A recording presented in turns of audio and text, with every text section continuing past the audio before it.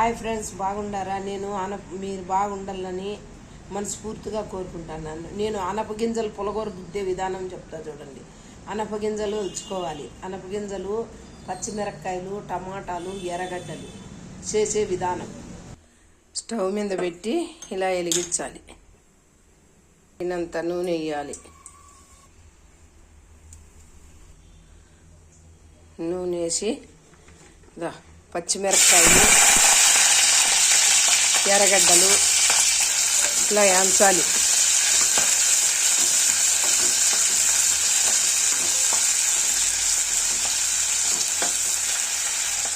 అనపగింజలు వేయాలి.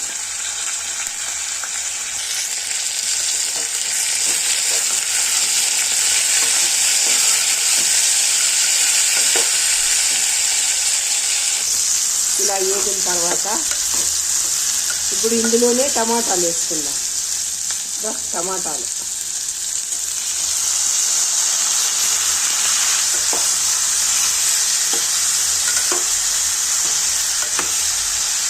బాగా ఇలా వేగిన తర్వాత ఇలా యాగాల చూడండి. వేగిన తర్వాత కొద్దిగా చింతపండు, తగినంత ఉప్పు, పసుపు పొడి, జీలకర్ర మెంతి పొడి ఇవన్నీ వేసిన తర్వాత ఇట్లా అంతా బాగా కలబెట్టుకుని వేయాలి.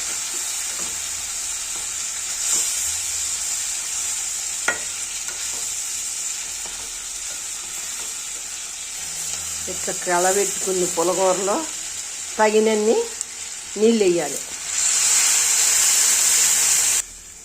నీళ్ళు వేసిన తర్వాత మళ్ళా కలబెట్టాలి.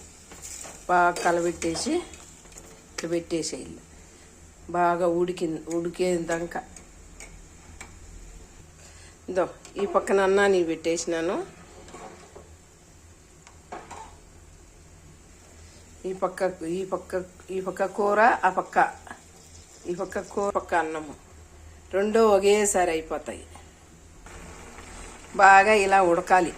చూడండి, అన్నము కూర రెండు ఒకేసారి అవుతాయి మాకు. ఇలా ఉడికిన తర్వాత ఇప్పుడు దుద్దుకుండేస్తాం. కొద్దిగా నీళ్ళు ఉండాలి. కొద్దిగా నీళ్ళు ఉంటే బాగా మెదుగుతుంది, బాగుంటుంది. మా ఆయన దుద్దుతూ ఉన్నాడు చూడండి. ఇట్లా దుద్దుకొని తినాలి.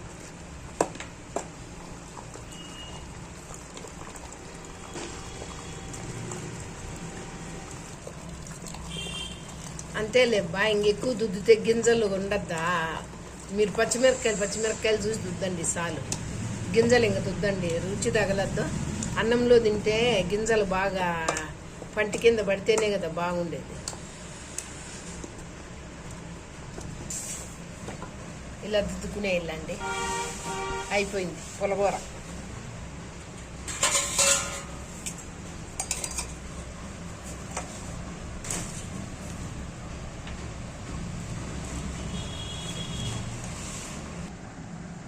పులగూర రెడీ.